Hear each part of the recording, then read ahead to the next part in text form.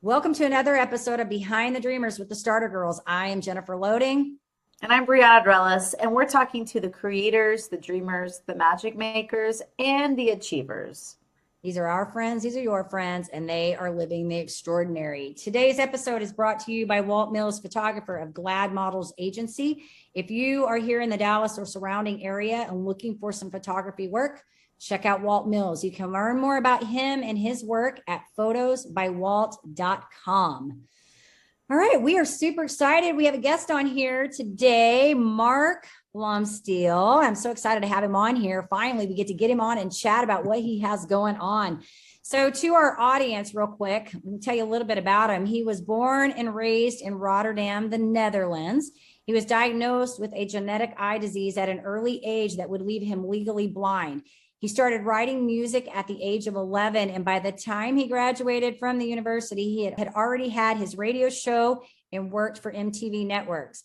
During the last year of college, he connected with British producer Paul Tubbs Williams, who previously worked with the Spice Girls and Boyzone, invited Mark to the UK after listening to some of his demo recordings. Together, they recorded Leaving It All Behind, a song written by Mark. Brianna's going to love this because she's a musician.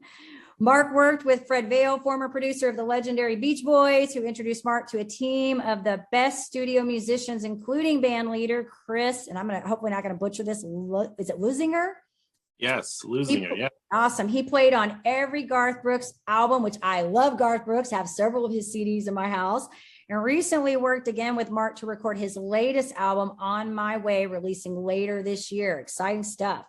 Dutch boy Mark Blomsteel, a loving nickname by the Nashville locals, has won multiple Dutch CMA awards for Song of the Year twice, Male Vocalist of the Year, Album of the Year, as well as Most Promising Act.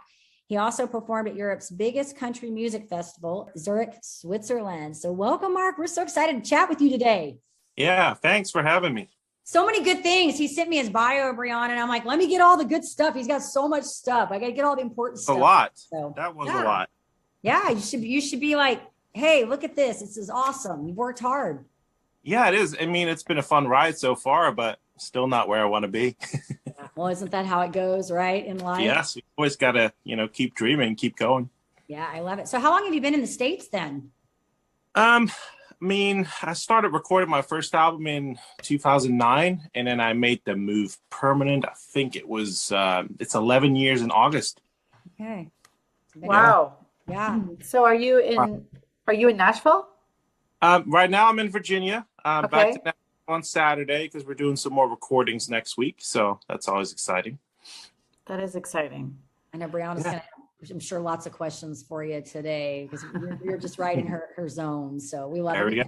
We get all kinds of people on here, and it's so fun because, we get, we have our serious entrepreneurs, and we get artists on here, and it's so fun to learn about, their journeys and the struggles that they've gone through and how they've overcome.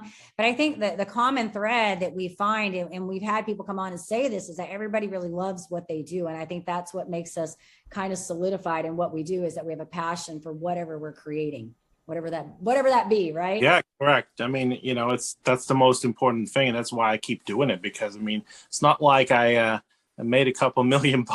It's on my bank account, and it's all because we love what we're doing, and we make people happy with what we're doing, and that's, for me, is very important. And as soon as you don't get that recognition, then it's time to pack your bags and stop. Pack it up. So you've been singing for you're writing music at age 11. Tell us a little bit about this, how this all came about for you. Like, did you come out of the womb just like singing and writing music? Well, my grandmother was in a band, but I didn't know about that. They told me about this later in life, and I just listened to all the records that my parents used to play, and just got into music. And it was, my two passions were soccer and music. So I was always busy with either one of the two. Recording the charts of the radio on this little cassette tapes in the beginning, and then all of a sudden I was like, hey, I want to do this. So I just started writing songs, and didn't know if I was any good. I was singing in the house, and my brother would always tell me to shut up. So I was like, well, maybe I'm not good. So I got kind of a dent in my confidence over there. But when I was 18 years old, I was like, hey, I knew that my next door neighbor had a recording studio in his house. It's like one of those little home studio things. And I just asked him one day, I was like, can I record a song? He's like, sure. And, then it was clear that I was actually talented, because he was like, whoa, this is one of the best things I've ever heard. So that was just a chance thing for me. Yeah. And Wow. I still tried to go to college first and all that good stuff, because I was like, you know what? I don't know if I'm that good. I mean, it was just a confidence thing in the beginning. And I wish I would have, started earlier when it comes to, taking the professional route. Yeah. Well, it sounds like, can I ask you, was it difficult being where you're from? Was it difficult for you, if you were saying there was like a confidence thing there, to make that move to the United States? Well, it's one of those things where that also happened by chance, because at that time I had my own sports show on a network in the Netherlands, and the owner of the network had some tax problems. So one day we all showed up for work and all the computers were gone. Oh no. So Wow. it was one of those things where everybody was looking for a job at a different network, and I was like, hey, I just got in touch with Fred Vail at the time, and he's like, I want you to come work with me and see if we can make an album. And I was very hesitant, but when that happened, I was like, you know what? I'm going for it. I love That's it. great. So are you spending a lot of time gigging right now and like performing live, or are you spending more time doing the songwriting? And you'll have to clarify for me, like, are you doing a lot of songwriting and then sending your songs to other recording artists, or are you mainly keeping your songs and then doing the artist thing? Yeah, I'm mainly keeping my songs for myself, and I work with a lot of songwriters out of Nashville that pitch me their stuff as well. So I mean, I'm mainly an artist, and before the pandemic started, we were gigging a lot, and we're actually getting a lot of traction here in the States. And so that pandemic really came at a very difficult time for us, and it was not the right time for sure. And then I was still recording and traveling during it all, until I actually got the virus myself in December, and I got it bad. So I actually was hospitalized and had to basically start from scratch learning how to walk again. Wow. So I haven't really done any kicking since. Oh my gosh. Yeah, it was rough. Wow. Well, we're so happy that you're okay. Yeah, I'm actually, there was a lot of issues. My lungs were very bad. I had to was it pneumonia all that time. And then my heart had some problems because of the virus. And thank God it was fluid by the heart. And then that cleared up. I finally got the okay from the doctor last week that it was all gone. So, we're happy to be able to pick up some stuff again and look ahead. Long road for you for sure. Yes. Are there any, I'm not trying to be cliche here, but while you were going through that, are there any new songs that are going to come from that experience? Oh, I mean, there definitely might be some stuff that, it was a very emotional time. Sure. Especially in the hospital, because you're not allowed any visitors at that time, and you're all by yourself. The only people that come in are the nurses and the doctors, and they all wear those suits. It's a very scary ordeal. Yeah. Sure. Absolutely. Well, gosh, we're glad you're okay. Well, thank Well, you. yeah, and I think you're a survivor anyways, Mark, because I mean, just talking about making a move, from where you are to come here and then pursue your dream, but you also have this, genetic eye disease that you were born with too, and you've had to learn to navigate around that. So I think, Yeah.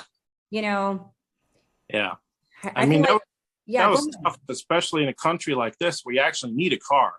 Yeah. Because I remember very well when I first came to Nashville, not knowing anybody.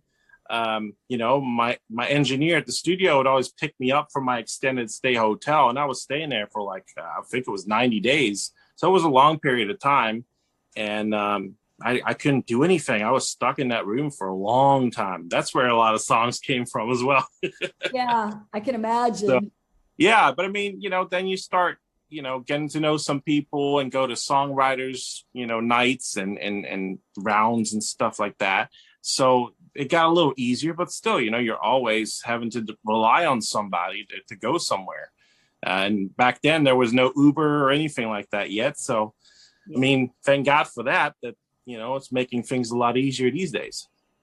I know almost Sure. now you could be like, you could really just, if you wanted to be in the city and just not have a car and just, use Uber or Lyft or whatever, you can pretty much get around anywhere Yep. these days. But I could see, back in the day, I was talking about that the other day with my kids, because there's so many of these little, jobs like that where they have these app things like that we didn't have growing up. I mean, pet sitting and, just let me call and get a car to come pick me up to take me to the car. No, you better drive your car home and you better not be drunk.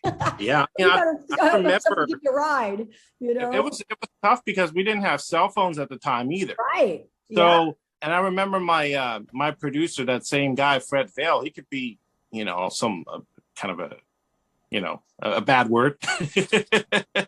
So I had times where he would just like say, I'll drive you back to your hotel. But at some point he'll just like get a phone call from his wife that she needed him for something. He's like, oh, well, get out of here and call a cab. And I'm like, well, I don't have a phone. Well, that's your problem. Uh-oh. So middle of the road somewhere in Nashville, and all I had was my laptop. So thank God for Skype at the time. I found my way to a Wi-Fi place and made a phone call on Skype to see if someone could please help me out. Yeah. So it's been pretty tough.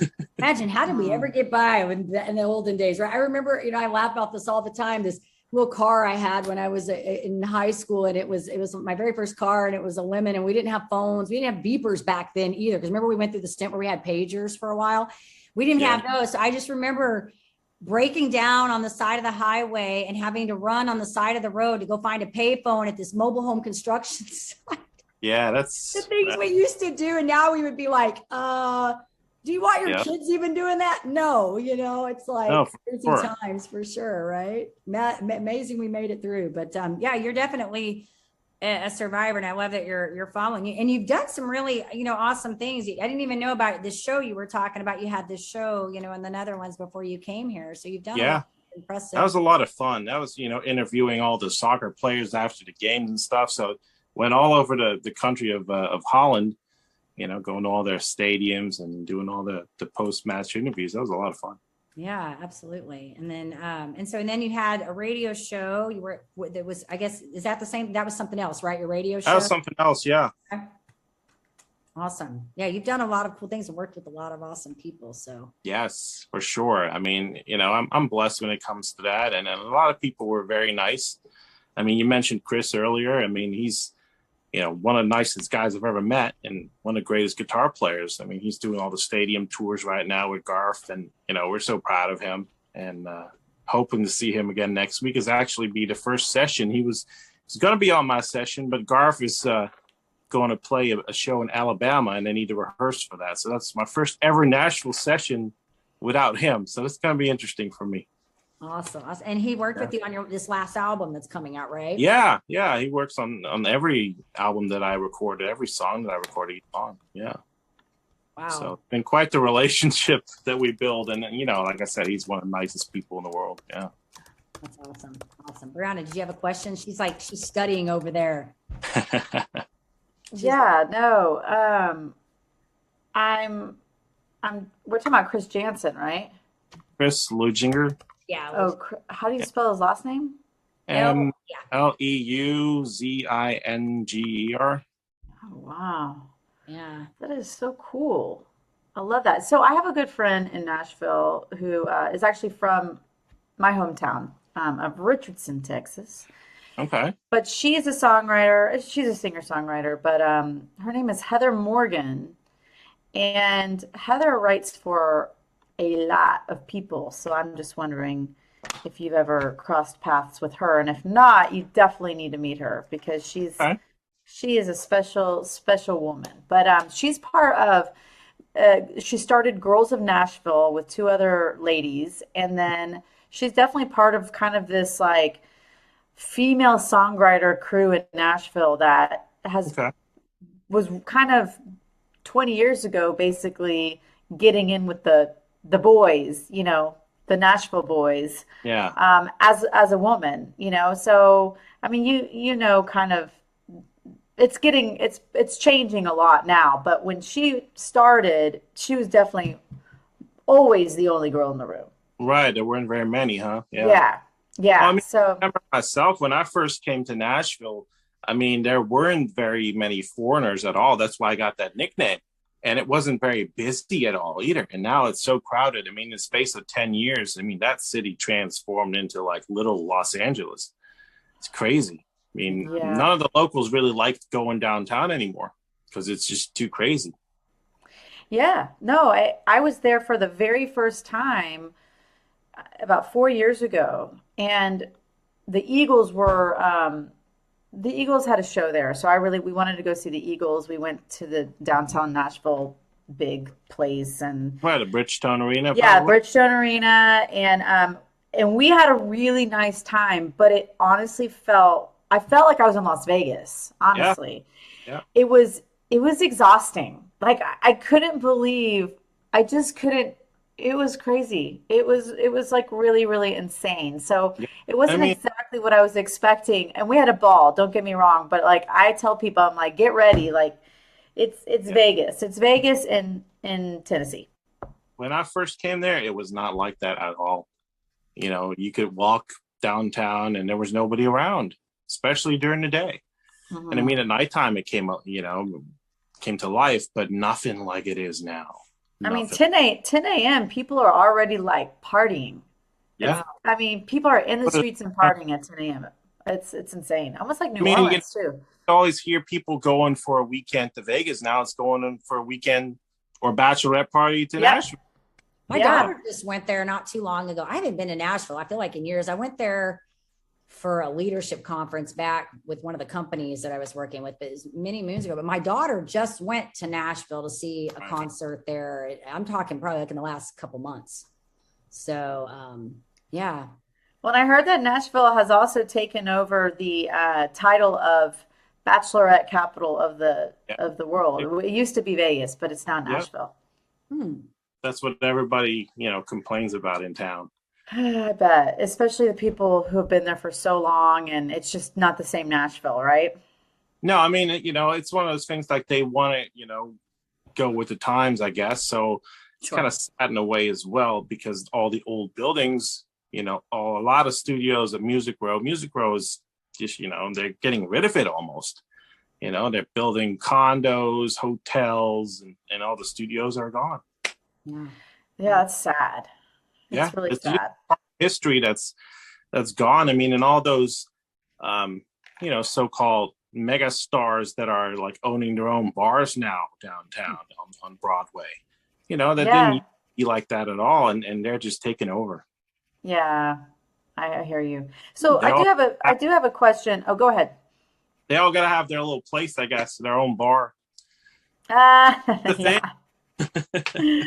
So, okay, you have been at this a long time, and I always so just so you know, I work with independent musicians and artists, all different genres, and I Mhm. work with them on their online business strategies. So I kind of am the one that comes in and looks at all their stuff, and I'm like, okay, we're gonna get your marketing, social media, and email marketing, like all those ducks in a row, right? All right, But I'll one of give the you a call. things yeah, let's do it. Let's work. So one of the things I tell them though is like to look at it as a long game. And I know that that's where you're at, right? You're in it. It's not like you're, oh, I'm going to try this for a few years and Yeah, no, this is it. Like you're in yeah. it for the long What game. And because I'm of doing for that, a long time, yeah. yeah. So because I understand this industry and this is like any industry, when the going gets tough, what has kept you in the game? Oh gosh, I guess the support system. My parents have been, you know, great supporters for me. Got a great manager right now that's always supporting me, and great band. So that's what keeps me going. But sometimes it's really tough. The music industry. I think, it, it's a big cancer.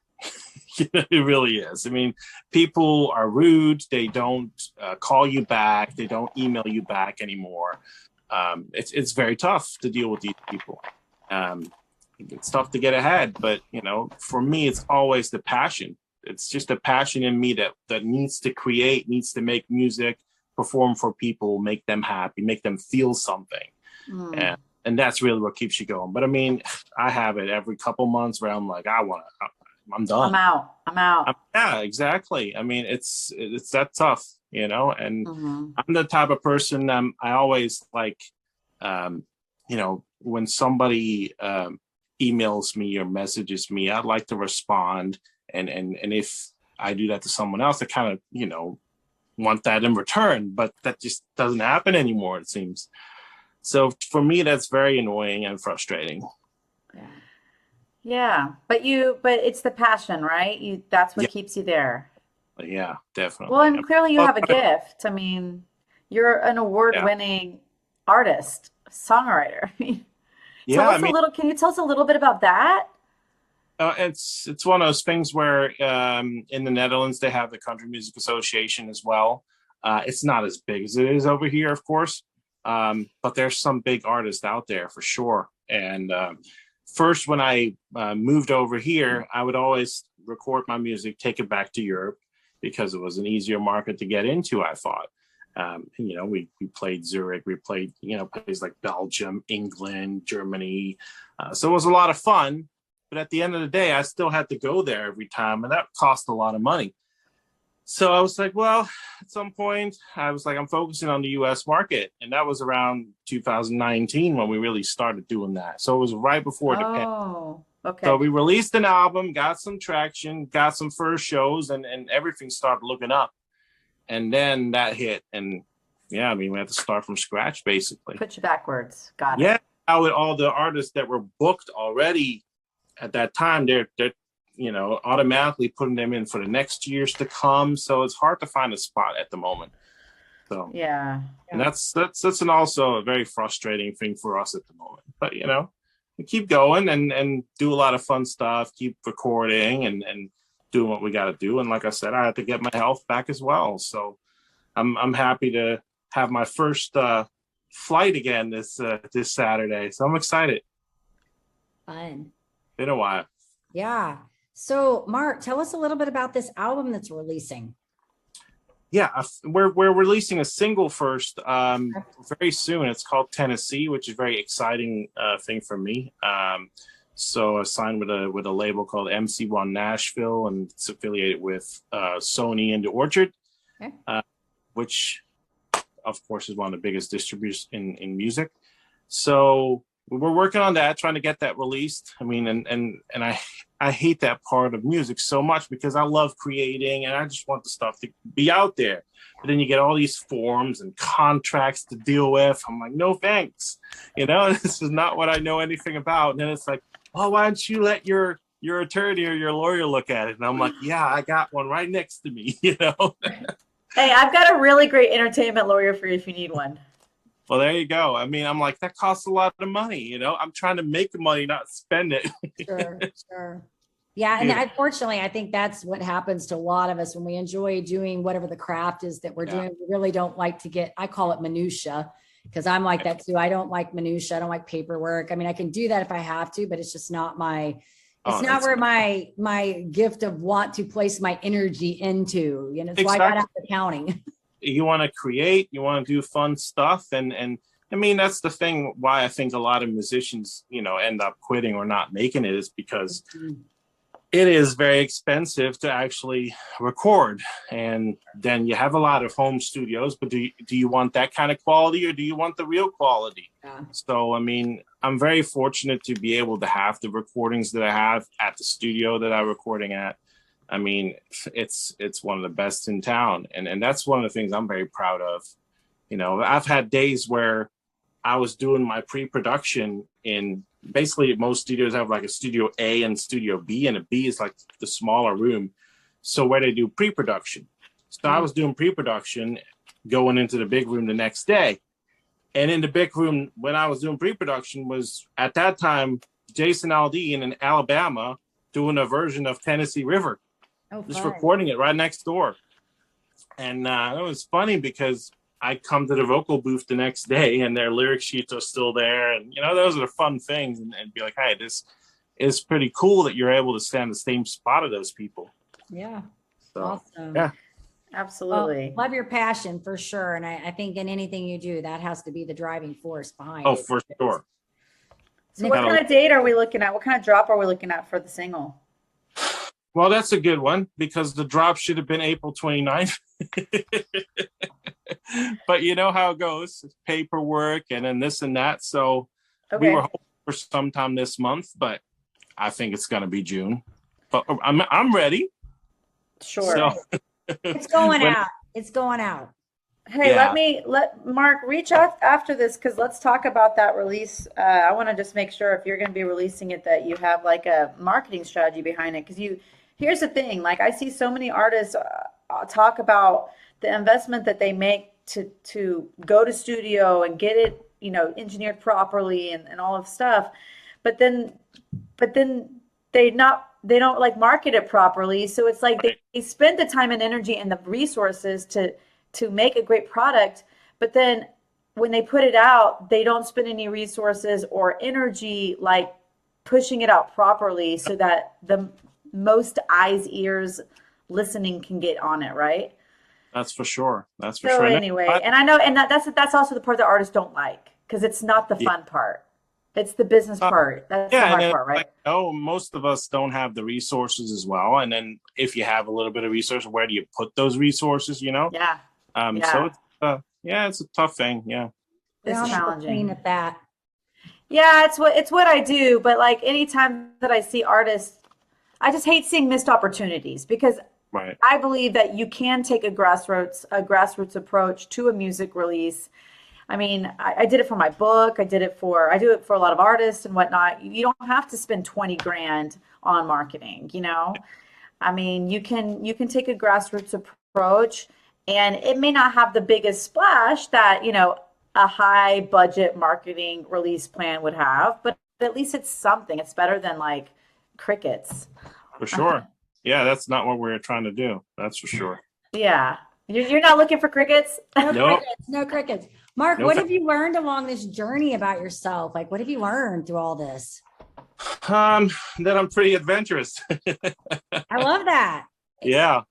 I think that's awesome. And I think we don't ever ask that question. And I think, it's like when you go through these journeys with all these twists and turns, because our paths are never really linear, and it's every day. Like, I feel like you think about like the people that cross your path, like you were just talking about being in that studio, with those people. The other day I went to a meeting and they had a Cowboys, an ex-Cowboy player. If you know, Ed Too Tall Jones was the speaker at the event. I had no idea who he was. My husband thought it was pretty cool because, football player.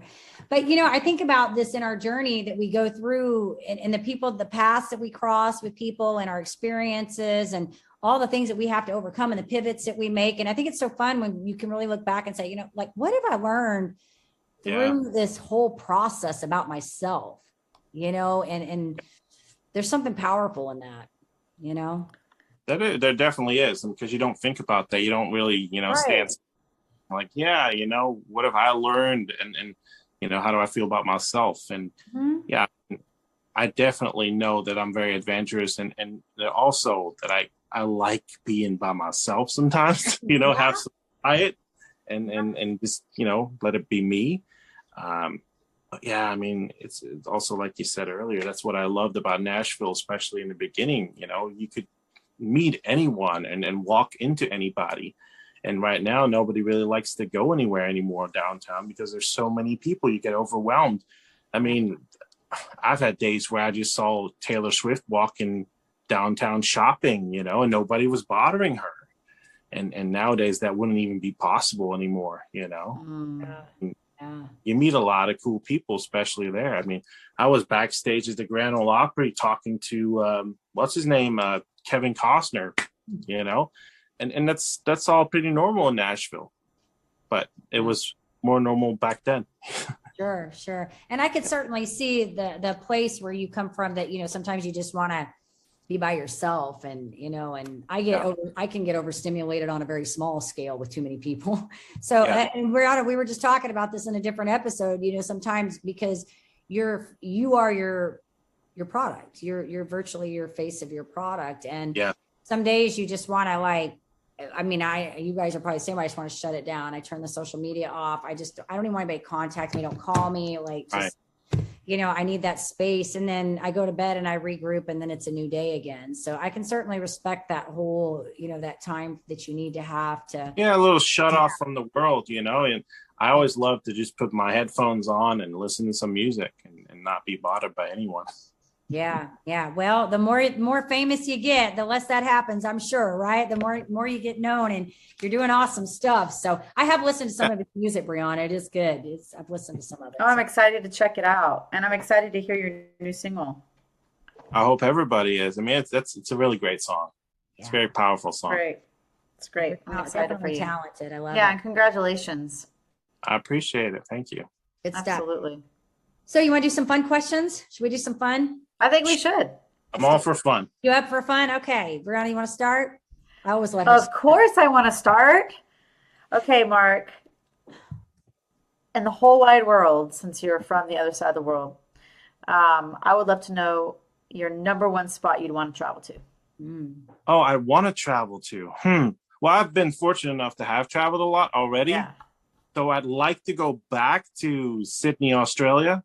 Yes. That was one of the places in the world. Very cool. I love that place.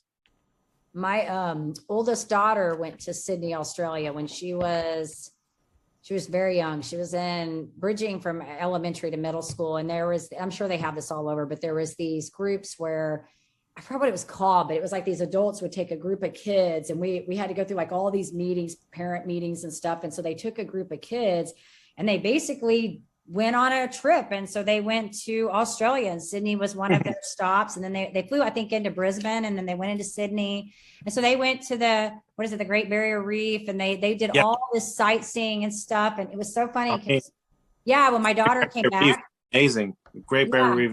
I mean, one of those things where I'm like, I was younger when I did all that. And now I'm seeing all these crazy shark movies, and I'm like, do I want to do that again? But it was amazing. It was an amazing experience. Yeah, beautiful. She had a great time there. Oh, that's hilarious. Yeah. All right, Mark, besides you being an amazing singer, any other singer that you just are like, I guess maybe a mentor, role model, somebody that you admire?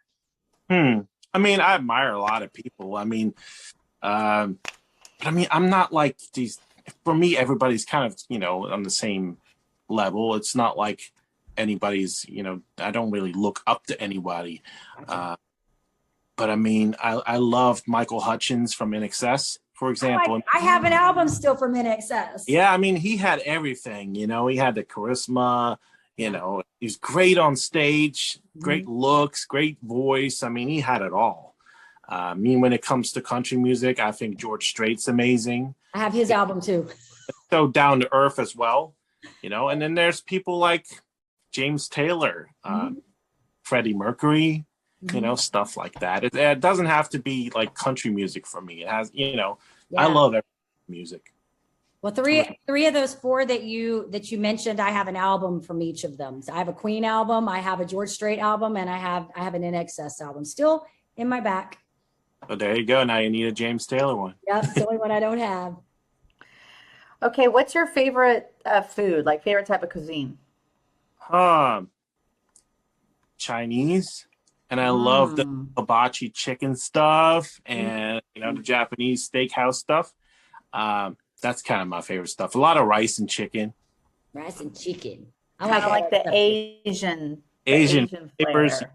Love it. We're at our lunchtime right now. I'm kind of hungry. I know. I'm like, I might be running down the street when this is over. Chinese food, all of that sounds really good, right? Hibachi, all of it sounds really good. All right, I'm going to ask you a fun one. I'm going to do this one on him, Brianna. Mark, if you could be any superhero or a character for a day, what would you pick? Oh, gosh. I mean, I've had a lot of people because I had a lot of different looks over the years, and a lot of people have told me that I look like Thor. I've had that, but I don't really know anything about it, to be honest with you, because I never watched any of the movies. There's a lot of them. I mean, all I really care about is that I'm my daughter's superhero. That's all I care about. Hey, that's a good answer. Oh, that's sweet. How old is your daughter, by the way? My daughters are right now 7 and 9. Okay, awesome. Yeah. That little one still. Brianna's got some that are kind of, she's got elementary to middle or to high school, right, Well, Brianna? Yeah. yeah, Yeah, elementary to high school right now. Absolutely. a lot of work. Yeah, let's go. We're Yeah, in it. We're in it. for sure. Awesome. Well, this has been so amazing and so great to meet with you, Mark. Thank you so Yeah, much for coming on the show today. Can we tell our audience how they can follow you, how they can download, stream, share your music, consume your yeah. music? Like, just lay it on us. Most of the places are just at Mark Blomsteel. And what's kind of an interesting thing, a lot of people misspell my name. Like Blomsteel seems to be hard for Americans. So people just say Bloomsteel, Bloomstell. It's always something else, but it's Blomsteel with one O. So at Mark Blomsteel. And on Facebook, it's, I think, Mark Blomsteel Music. That's the only different one because I have a personal page as well. So, Awesome. but yeah, Cool. I'm everywhere: YouTube, Spotify, Amazon Music, iTunes, all that good stuff. Good stuff. Love it, Mark. Awesome. Yeah, go check his music out. Like I said, I've listened to some of it. It's good. I had to check him out when I first met him. So I had to go see, who's this person? I need to go find out what he's got out there and what's his music and all that. So you have a For great sure. voice, Mark. Great voice. Thank you. I appreciate that. Yeah, and do you have any shows coming up, Mark? Because I know you mentioned that you guys weren't doing, I know you say you're traveling soon, but Yeah, I mean, it's one of those things where, like I said, I had to get my health back. I yeah, know I have a single release party at some point for when Tennessee comes out. great.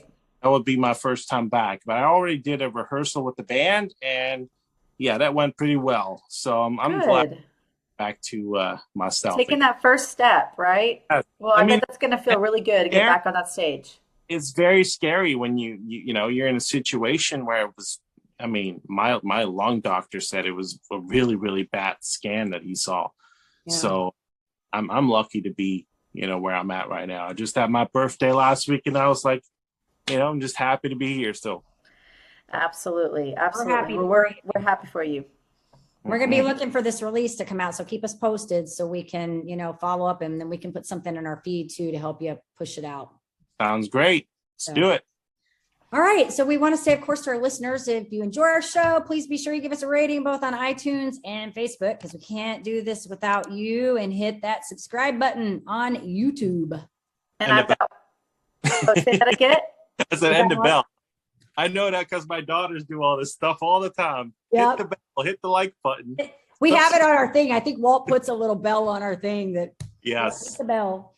Hit the bell. All right. On That's YouTube. awesome. Yeah. And I've got a parting thought for us all. Don't tell people about your dreams. Show them. Bam. There you go. That was good. All right. And to live the extraordinary, you have to start, and every start begins with a decision. All right, you guys take care, be safe, and be kind to one another. We will see you next time.